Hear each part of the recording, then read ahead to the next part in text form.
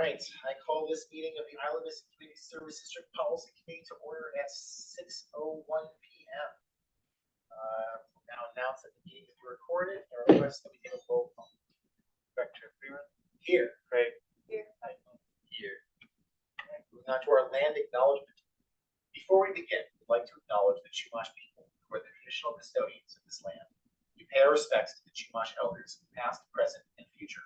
Call this place Anascoyo, the land that Isla Vista sits on, their home. We are proud to continue their tradition of coming together and growing as a community. We thank the Chumash community for their stewardship and support, and we look forward to strengthening our ties as we continue our relationship of mutual respect and understanding. We've got a public comment period at this time. Any member of the public may speak on matters of the subject matter jurisdiction of the policy committee not on the agenda, not take action, and yet adopt the agenda provided by law. 3, discussion and action items. 3.1, public art policy. The committee will review proposed updates to public art policy, give direction to staff, and or recommend the policy to the board. All right, so the changes should be in red, so I hope you all were able to see that. But the differences to the public art policy this time were mainly coming out of the August board meeting, where we discussed not wanting to have our public art policy fund commercial activity. And so Jamie worked on the edits, and it essentially defines what commercial activity is, which is, for a for-profit business, including selling goods, services, food, and materials, and then specifying that public art shall not mean an advertisement for commercial activity or a sign. And then further goes to define a sign as this. Graphic announcement, declaration, demonstration, display to advertise or promote the interests of any person, business group, prize, products, political ideology, or religion when the same is placed out of doors in view of the general public. And then it just essentially reinforces this throughout the policy. So it defines it and then it just mentions it a few times that the public art fund is not for commercial activity or signs. And we won't accept ownership or maintenance responsibility of signs and commercial activity, commercial signs in Isla Vista. That's pretty much it. The only question, I didn't email you all about this, but I was talking with Jay about the video for the meeting, and it sadly cut out. But there was a comment that was made during the last policy committee meeting that I noted in my notes on here, but not during the last meeting. Oh yes, August 15th policy committee meeting, a while ago. One of the questions the committee had was, what is the difference between this clause, what defines public art, and the trees? And so I was wondering if you all remembered what your question was on this, because the video didn't have that recording. And the trees? Yeah, that's what my note was. Yeah. What is the difference? You didn't mention, when we were talking about the video, you didn't mention any keywords about. Yeah, what it was. Yeah. So with the trees, we had this thing where we weren't allowed to give a tree to a specific building owner based upon decisions made by the board. Mm-hmm. Because that was somehow a gift of public funds. Okay. And it's like, if we're allowed to do this, why can't we give somebody a tree? I don't understand why this here we're like make a board decision about we're gonna put a cool looking mural on this person's property, whether it's it's a house, it's not about ignoring commercial activities for a second. It's like we're gonna put a bunch of effort in order to put this really pretty mural on the side of this person's house. We get to all decide as a board to do that. But if it's a tree, hell no, we are not allowed to give them a tree. Okay. Yeah, I will ask that. I mean, I know Jamie added in this part, not related to what you just said, but did add in more justification for why we're doing this, which is for the benefit and enjoyment of the general public, but you could have the same argument for the trees. So I'll call her tomorrow to talk through that part, and I can email you the answer that she gives. But besides that, that was just a lingering question. I don't think it affects the changes that we're making here today. It certainly doesn't affect Yeah. Depending on the direction, it either helps us get trees or it potentially undermines the entire point of this policy. That's true. And one of the main things to also note, I know it also might not be relevant, but I think it might help answer the question, which is this policy is part of our graffiti abatement power. Like, we're putting up public art as a way to deter people from putting up graffiti and like channeling that energy in public art instead of random. Trees don't do that, I guess. Yeah, so I think maybe Trees that just might increase the surface area of thinking. Exactly. that might be part of it, but I don't know. That's just me. That's what I'm saying. We don't have like the power to put trees. If we plant a tree in front of a blank space, so that you can't get to the can't blank get- space and we're graffiti tag anymore. Why would anyone bother to graffiti tagging something that's been blocked by a tree? Maybe. I would. It would affect, it would mean that we would be specifically putting trees in certain locations based upon our belief that it's ability to deflect potential graffiti on the surfaces. All right, are there any comments that we have on? I'll comment that I like that we have these delineated expert descriptions of how not to support commercial activity via this avenue, because I was one of the directors who felt real tension in myself about a public art policy for a local business that I love and I know supports the community, but is still supporting at the end of the day a business. And so I can't wait to see what the rest of the board thinks of these. Maybe we'll just be stuck in another challenging equation. But I'm glad that we have some legalese here that is probably similar and exists elsewhere for a policy like this in a different place. So I'm really thankful that we have this new language to wrestle with. The only question I have is in the final sentence, in the final set of changes, second to last sentence, if there's no event on the public art fund or the public art program utilized to fund any, and there's commercial activity this sign, there's also building facade improvement. And I'm just wondering whether or not that undermines the premise of putting a mural on the side of the building at all. Is that not a commercial? Is that not a building facade improvement? Yeah, But it might be that I don't really know exactly what a facade. Yeah, I will. Like maybe we're talking about putting wood trim on the side of the door, or That was part of the discussion in the larger board when this concept came to the full board, was I think the term facade improvement was used in director comment, and then it kind of led us into more uncertainty. yeah, I was one of the at least two people that used the word facade in that discussion, and I honestly now don't remember whether or not I was trying to use it as an argument for under no circumstance should we do facades, or whether I was making a point about facades being okay. I don't even remember. One of the notes I have from that meeting was we had said we want to separate facade improvement policies from public art. So we would want to have a separate set of rules and programs for facade improvements. Okay. If we did that. Okay.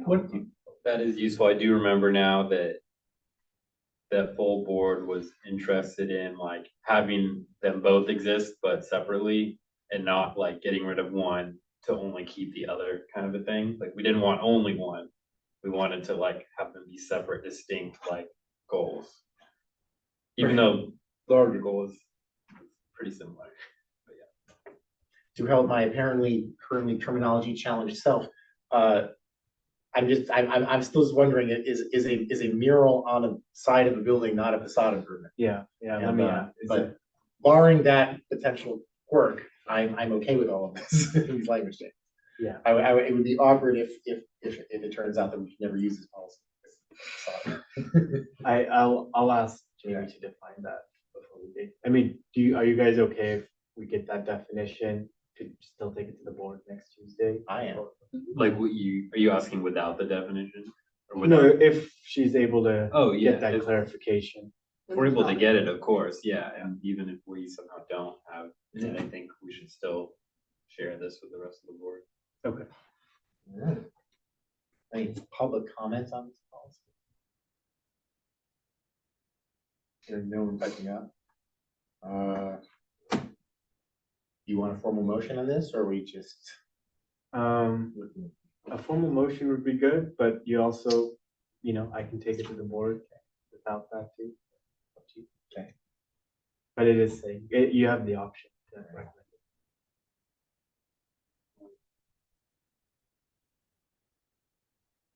I feel like making a motion, but I don't want to like make a motion that ties us to only one outcome when we get there. I don't think this ties the board to any outcome. That's true, but ties us to a narrower outcome than like what could possibly come tomorrow or in the next couple of weeks. Or not weeks, but next couple of days. We don't have to do anything on this. All right. You wanna throw anything, Lydia? It's okay. All right. Let what happens I got happens. It's on it'll be on the list for the board agenda. Okay. Moving on to agenda item 3.2, the community spaces policies. We will review the updated version of the proposed community spaces policies. Give direction to staff and or recommend policy to the board. All right, so we're almost, at this point, we are ready to recommend a good amount of them to get approved by the board next Tuesday. We'll do it all as one motion for that. So I'll just quickly overview the ones that are ready, have all of your feedback from last meeting. And if you have any changes, we can still, of course, make them, but I just wanted to let you know the ones that are done. And then we have a couple, like 3 left to finalize. So this is the reservation opening policy, the one that outlines when people can start making reservations for different periods of time. We are good to go on this one, but if you guys have any final changes, we can make them. But yeah, this is essentially creating, March 1st, you can start reserving for spring time, December 1st for winter time. So has exceptions for weddings so that people can plan their weddings in advance if they're going to rent the space for that.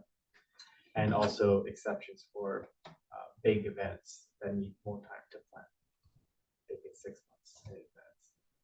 And we have high intensity events defined in our policies already. That's over 100 people. And then, yeah, first come, first serve.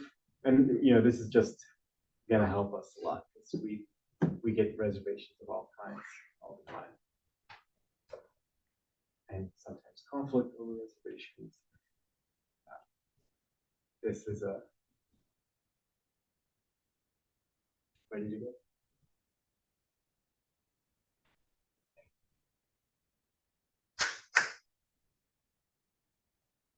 Can you, the audio is fine, but can you turn off screen sharing and then Yeah. turn it back on? Okay. Let's see.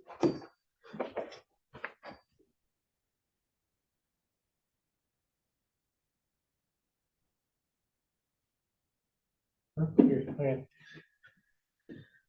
All right. So you're looking, the policy you were just looking at is in the, It's Ready to go. is Yeah. your ready to go folder. Okay, all right. Yeah, you have 2 folders ready to go and Okay. pending I or see what's going in on. progress. I see what's going on here. Okay, great. Okay. Further comment do we have on this? Public comment? Ooh. Okay, so this one will be on the board agenda. I'll put them all as one resolution to approve, so we don't have to make motions to the board. The next one is the cleanup policy.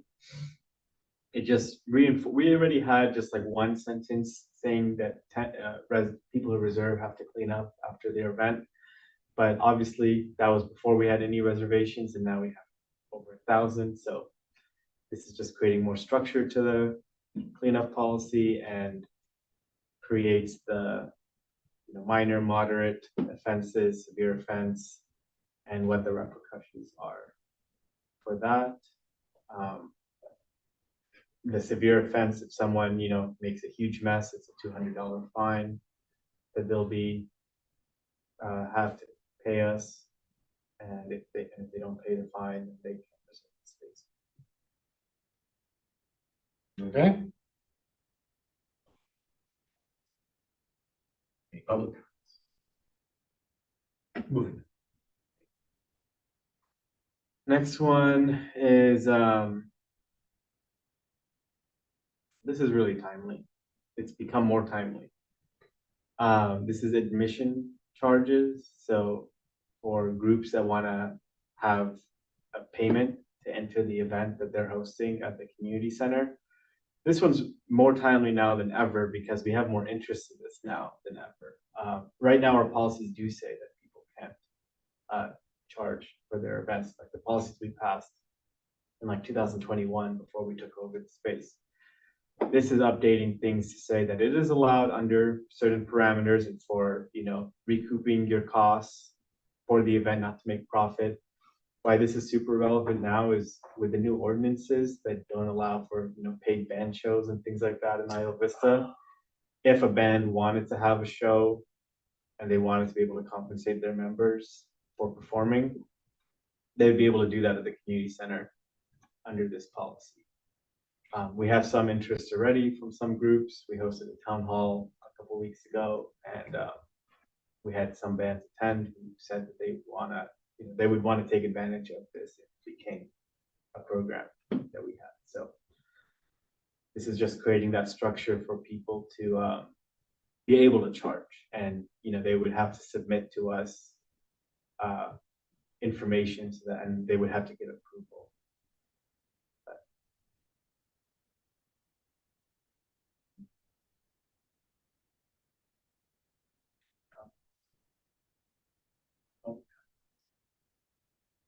Just to reemphasize it, they have to they go through the staff to get all their budgets reviewed, all the details of their event. So it would be a staff function. But if they wanted to have an event and not have it just cover production fees and fundraising, they could go.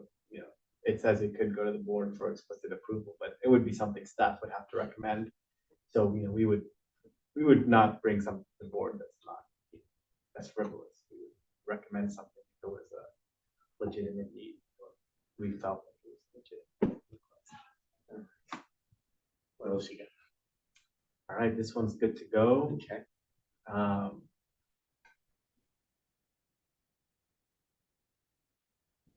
This one is another, a lot of them are about revenue, which is going to become a bigger theme, that building revenue for the community spaces. But this is for this is the one where if we want to host really specialized offerings at this community spaces that aren't available in other areas and are hard to get geographically and availability, that we would be able as IVCSD to charge a little bit for the class. So yeah, we've gone over this one a lot, but this is just giving us the ability to charge, and then it has the criteria under which conditions we could even designate an event or a program that would need to have a fee.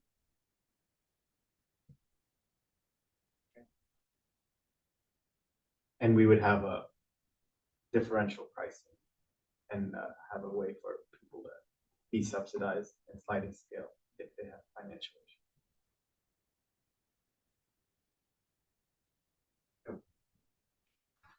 Any comments? Any public comment?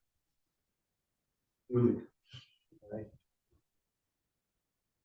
Super simple one. This is just asking people to fill out a checkout form when they finish their reservation. And this is really to protect the user so that when they leave, they say, oh, it was clean, and they have a picture submitted that, it was clean, and somebody else comes in and makes a mess.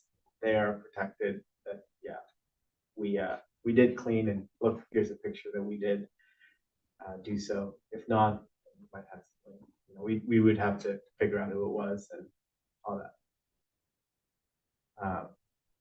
And it helps us gather feedback. But this is obviously one it's hard to enforce, but it's more of a benefit for the user to do than for us, because it lets them be able to wipe their hands clean anything that happens after reservations. Okay. Any comments? Any public comment? We've talked about these a lot. Moving. The last one is the no-show one, and I think, we had a good discussion about it last time, and I implemented the comments that you all had. To the best of our ability, this is a hard one to control as well, but and we can always change it if it doesn't work, but I think the intention is to see how we can account for unuse of the space.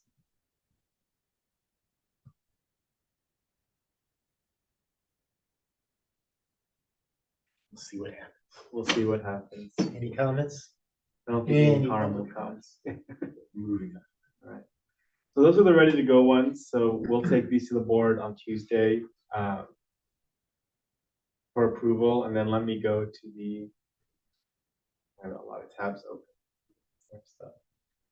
The in progress ones, I don't think we have to have a discussion about them today, but I just wanted to update you on what the in progress ones are.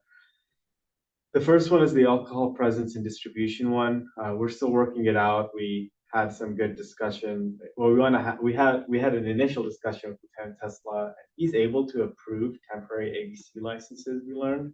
Oh, So we want to be able to talk with him to see how we can integrate his approval ability with this policy. But technically, and he did tell me that directly that if a group wants to follow the rules, he's more than happy to give them an ABC license, temporary ABC license to serve alcohol at the IV Community Center. If they went through, higher security, had a designated bar, had a bartender license, all that. So we do have actually a pretty, it's more possible than we originally believed, and more viable for people, but we just want to make sure that the process links up with the IV controls processes so that it's not confusing for people who want to do this. But that will be, so this combined with the other policy of, paying for admission to the community center could create a structure for formal and more safe events that people can have that aren't out of control. That's so fun. Mm-hmm. So there's that one, and then this other one we're still working Any on. comment on the alcohol policy? Public comment. For this one, we're just still working out some details on how, if we want to fund events that people want our funding for events that they want to host in our spaces. So we're still working on this one. Nothing to report, just that we're working on it still. Comment on funding. Public. And this last one is just the parking spot one. I texted Jay the other day. You did? Not the other day. It was like a long time ago. Okay. It was like after our last parking committee meeting, and I was like, maybe we can solve this by taking away the key, and have it only be parking when it's allowed when our staff is present to control for that. And then today, after our solar lot meeting, I spoke with the county reps about if they would be okay with us putting up a barrier with the IVRPD side of the lot. So we're working, and we're also working to talk with, we had a meeting with some of their staff today on how we can create a better integration with IVRPD. So when they approve someone to use their parking lot, how do we get that information? Because we don't get that information shared right now. So if we see the lot filled, our first instinct is like, oh, someone is violating, is using the lot when they're not supposed to. So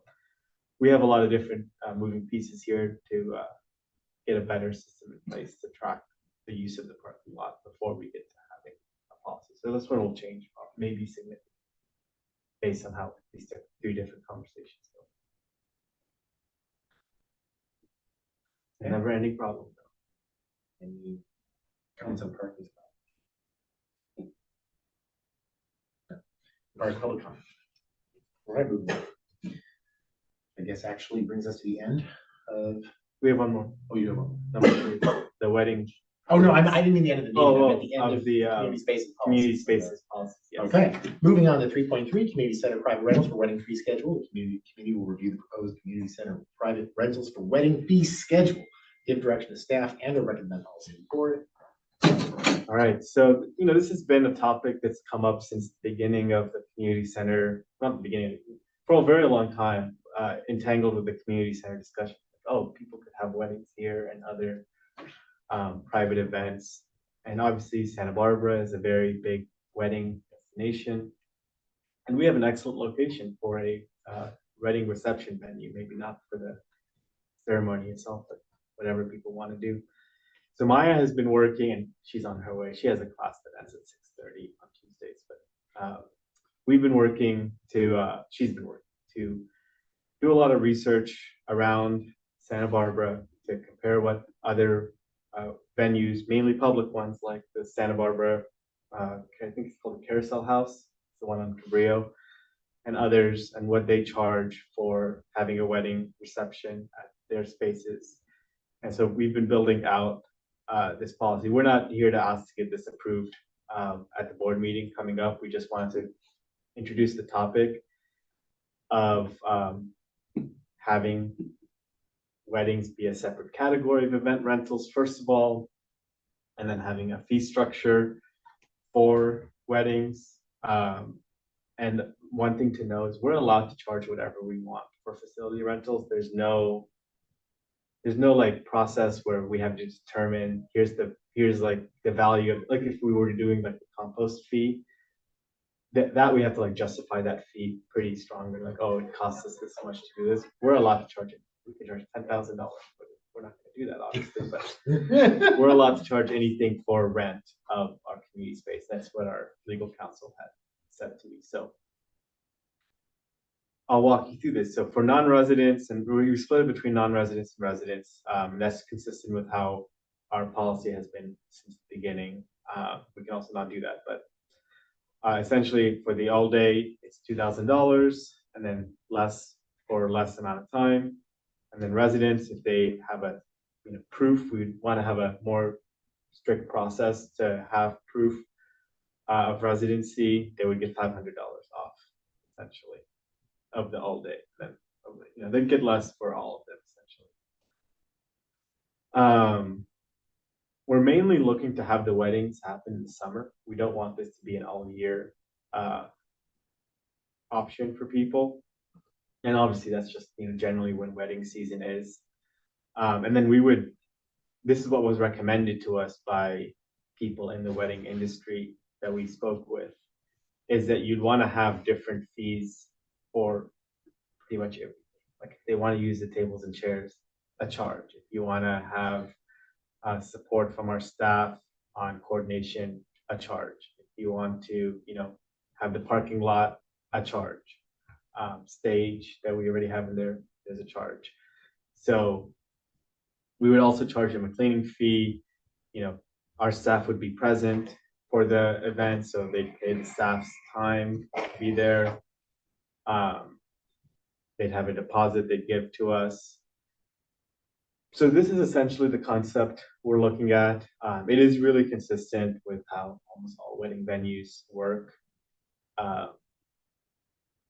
But yeah, wanted to get your reactions to this. It's going to be iterative.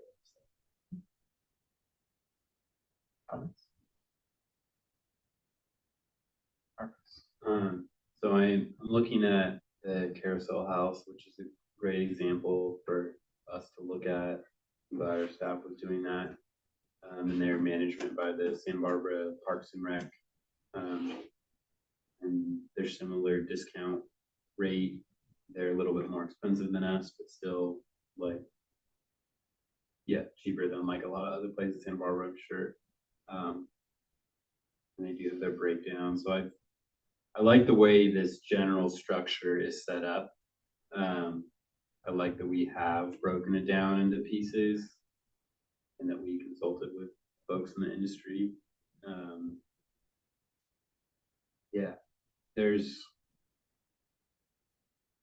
I guess, do we have to have the resident proof process in this like first round or first iteration, or would we have any way of proving it? Yeah, I mean, people could prove residency in lots of different ways, and we can look. We just haven't listed them, but they can have voter registration, a bill, their lease. That's like the most common ones that people can provide. But you guys have, we want to have sensitivity to people who are undocumented in this too, and they might not have some of these documents, so we're Yeah. still thinking about that. Of course, I agree with that sensitivity. I guess I was more so thinking of like if for some reason we have folks who are not, I guess yeah, they're not Isla Vistans, they're not Isla Vistans at that moment. Yeah, I don't know. I don't have an opinion yet on this. I'm interested to see like how this experiment goes in general.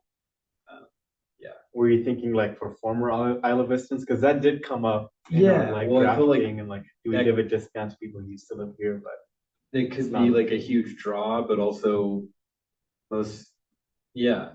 like folks who are living in Isla Vista usually are in a different financial bracket of folks not living in Isla Vista. Usually, that's not always the case, but like that's part of what this Mhm. residential like preference treatment like supports, which I'm in favor of supporting, like anything that makes it more financially fair.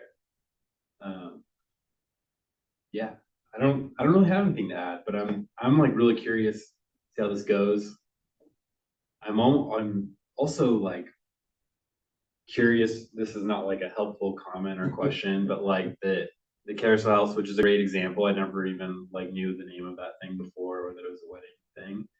But them being owned and managed by the Parks and Recreation, San Arbor City, and then ours is not. Like we're not Parks and Recreation, and is this going to get to some kind of like recreation philosophy question in the future, or As the person who complains about it, I'm not gonna bring it up this, because it feels like a silly thing. yeah, no, exactly. No, it's fully It a is just a community facility. This one is facility. very clean to me. Yeah. No, it's like very much a physical facility, like necessary that you have a facility to do this particular thing, but yeah. I don't know. I'm glad this exists. I'm glad we're moving forward with like writing something down. I've got tons of questions. All right, first thing I'm wondering is the reason why we need this separate policy because, I should remember this, but is all of the other events we do have to be open access to random members of the public? Is that the idea? Not necessarily. Not Like necessarily. people Like, can rent it for a private birthday party. Okay, I can rent it for a private birthday party and it's a different fee schedule than if I rent it for a wedding? Yes, and we're gonna want to bring that back to you all at the next meeting, like other private events having a fee schedule, but with weddings, it is its own industry essentially in Santa Barbara especially, and so we felt that you can charge a different price for a wedding versus a other kind of private event. So it's essentially we can make more money, especially during the summer months when on the weekends the buildings are almost never used. It's a way, and that's when people would want them for this purpose. It's a way to optimize what we can bring in. And weddings have a bigger tax on the venue. Like with a birthday party, they had one this Saturday. We didn't do any changes to the roof or to the center. We just opened the door. They gave them the code. They showed up, set up their event. With a wedding, it's a more intensive process to have a facility ready for the wedding, essentially. So there's more work that goes into it. Is there a lot of prior art, as it were, on charging different for birthday parties from weddings? Like Carousel House, I went to the same thing Marcus brought up, just seems to have like a break card for renting. And it's like, maybe they pretty much always do weddings because that's what they're kind of known for. The photos here are like of a in a wedding gown with the bouquet. Maybe that's pretty much what they do. But like, I feel like if I were to go to them and do it with the birthday party, they're not giving me a discount. They're gonna use the same rate sheet. And it just feels to me kind of confusing because then we're gonna have to define wedding in our policy in order to make certain that, and weddings have parts to it, right? Like I went to the wedding that I went to in October, there was like ceremony was in a church, but the like, I forgot, I just said the term a second ago, but like there was like a Reception. reception Yeah. was something, and so it's like, is it a wedding if it's a reception? This is just a dinner with all of my friends, right? Like this isn't like they changed out of their wedding gown by the time they got to the reception. It was a totally different. There was an event, but there was the day before the wedding.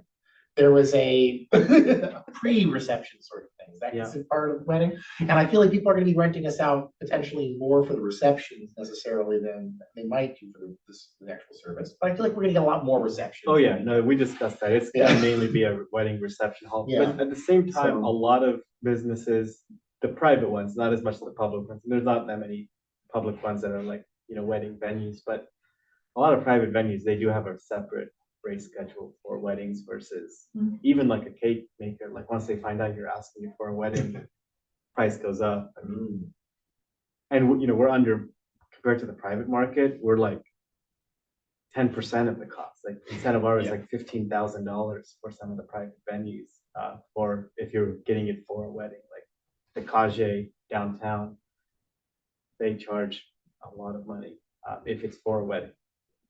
So that is like part of the industry. I guess then the idea then I would have is that in our policy, whether we try to define it very carefully or we actively don't define it, but we allocate somebody whose job is to make I'll know it when I see a determination. We have some kind of process for determining whether it falls under this policy or it falls under another potential policy. Yeah. I did find it interesting, not a comment either way on it. I just find it really funny. I want to highlight the idea that we're going to offer wedding planning services. It's not as much like planning their wedding, but it's more to like help them with They use the using gym space. They can have when somebody it else became do the it. all-day wedding coordination coordinator. Also, I guess feels a little bit, maybe I think probably is it really maybe just wedding coordinator? Is that wedding coordination coordinator? Oh yeah, that maybe is a repetitive thing. Yeah, it's like if they want our staff to be on site, and that is consistent with a lot of venues. A lot of venues. But there was the option though, vendor and wedding planning support before the wedding.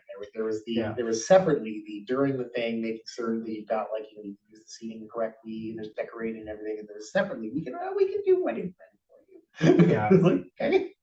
I think that one we need to think out a little more, because 500 is also very low. You could charge many. Yeah, and thousands. and bounding what that then means. many Somebody's gonna come to you and be like, okay, yeah, I paid for the $500 wedding planning package. Like, where's my wedding planning? I've got cake tastings to go to. I've done. Yeah, no, we're not gonna be at that level. It's that's a good point. So we'll bound that more. I have a question. So I guess part of what I want to see in the policy is like a real, like I want to see an actual physical map that shows the outline of what our space is versus what is like Parks and Rec, a Rec and Parks space. Because I can imagine some, 1.0 conundrum where the gathering is very successful and joyous, and then people are like continuing to gather in the parks, and then we have like an awkward conversation at the board at some point, or maybe it's between staff members or whatever. But because we do mention them earlier about the parking, I feel like we should mention an outline of the space, and then be like, but like it's almost like we're drumming up wedding business for IVRPD, which they might not want. Which I'm worried about a little bit. That's like a worry I have. Because imagine, like, I live in this beautiful place. I know that the parks are a very beautiful outdoor place to have a wedding photo if you're having a wedding reception in Isla Vista. And so then, like, if there's like 20 people getting their photo taken professionally in the park, are we gonna have to like start to outline sharing policies with our neighbors? Since we do outline them with parking. Yeah, no, that's really good. Yeah, we should show them the pie that we have. Here's the land you can go up onto. This other area, you should probably get a rental from that if you want more.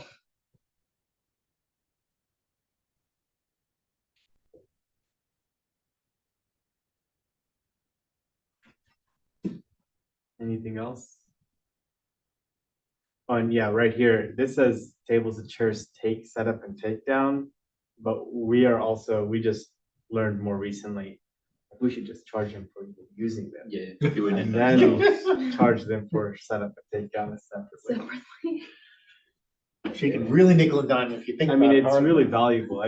Whatever price we put will be astronomically lower than renting them. So let's say we charge them $100 for that, it will cost you like $1,000 to rent them. So we would be giving a discount.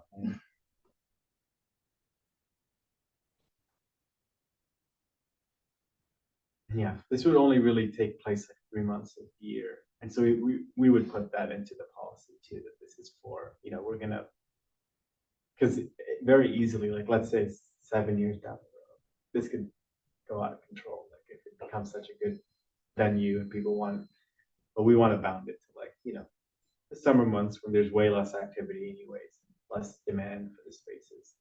Not like right now where people can't get their reservations or moving people around. Do we need to delineate those months or those dates in this first round? Yeah, we will. This is a super early draft. So I'll say.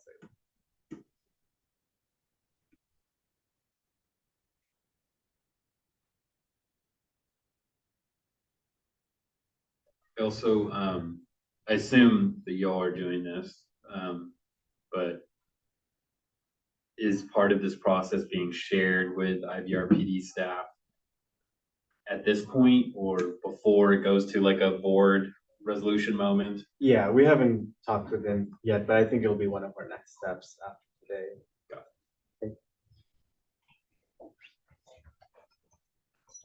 And with my having arrived, do we have any further comments on this? We already went into the weather. Are you already done? Almost. Okay, I can watch the recording. Any questions, I guess, I can answer that have not yet been answered? Okay. They weren't as good as you. Sorry. I at 6:32, I almost was like, maybe we should just take a recess until. And I was like, oh, we can. This is fair, this is fair. I made it as fast as like, okay. Well, just a quick summary, we're gonna want to define what a wedding is or have some process to determine what's a wedding. Have a physical map of the space and what's IVRPD space. Define the months this is for. And then maybe workshop the vendor and wedding planning support, like define that more clearly. So that's not out of control. What they're getting from us for only $500. I understand that. Okay. And then the resident proof process we want to build up.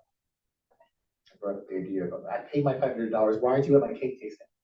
I need your phone number. I need to contact you constantly. Also, I actually met with a group today and they're planning, I don't know if this is relevant, but I'll make it quick. They're planning a wedding expo where they're going to be bringing a bunch of local vendors in. And I think I might reconsider some of those things because if we can have a really good vendor that we can kind of like refer out to, it just kind of depends on whether or not we want that as like a profit potential.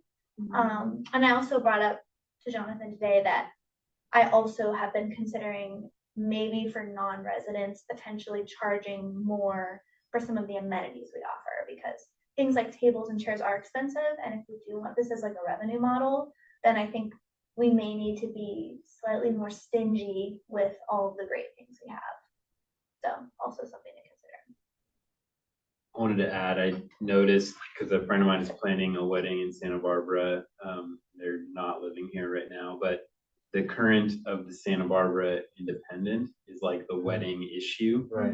where they talk about basically like a paper version of this expo of like, oh, you want to learn more about how to do it? Like, here's the Independence version. And so you all already know, so that's good. Well, also on that note, if when we're ready and when we have everything finalized, we need to be getting on these lists. Like it's going to be a very big process of we need to email all these little blogs and make sure that we're getting on there. There'll be a search engine optimization project of maybe we'll need to write our own things and rebrand. Yeah, there's a lot of fun things that come with being a wedding venue.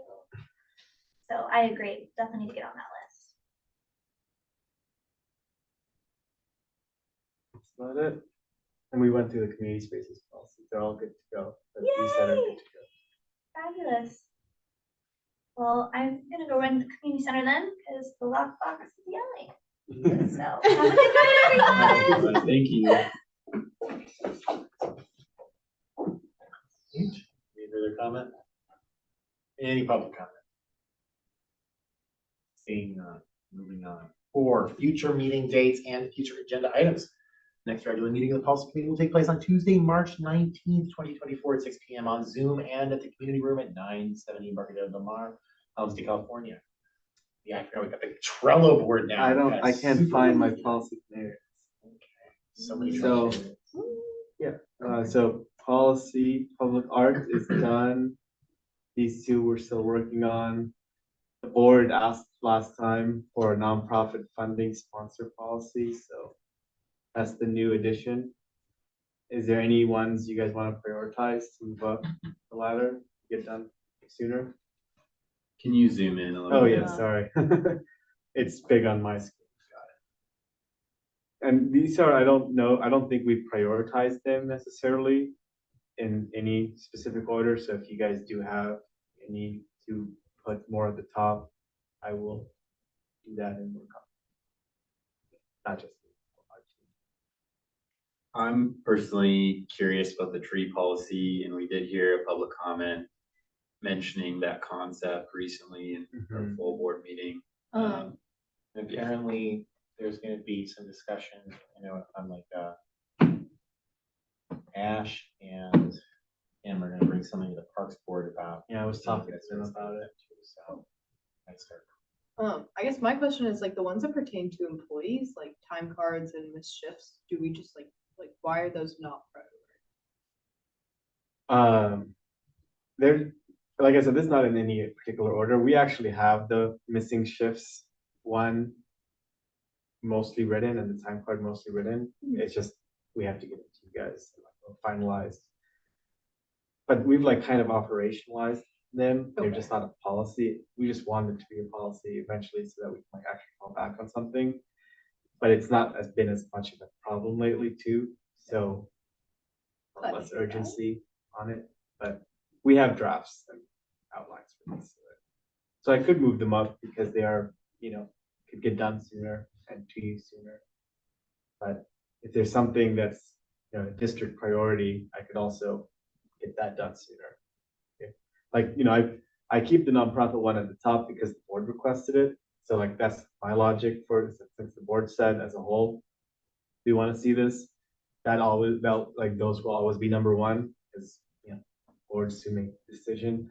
And then now the policy committee is saying the tree one. So if you guys want to reorder anything else. I'm now thinking one I want to highlight is that appointment process policy. Since we are coming to like election time period and yes. Yeah, this was, I think you had asked for this. Yeah, Jay? I should write up Ideas. explanation, what I can like draft something. Yeah, I think we'll probably take this as just like a general discussion at the next meeting, just to feel out all the different ideas and concepts, and then we'll write something. I think it's just more efficient that way. Got it. Okay, so I think these could be our next three. I don't know if we need, 3 gets us to an hour, these meetings, pretty much. All right. Public comment with any future agenda items that many members of the public and audience are looking for? No? Okay. Moving on to adjournment. I think you determined that was just allowed to adjourn. You are So allowed I'm to going just, to call this meeting adjourned at 6:49. especially since we're not on Zoom anymore. Or like, the board, the meeting.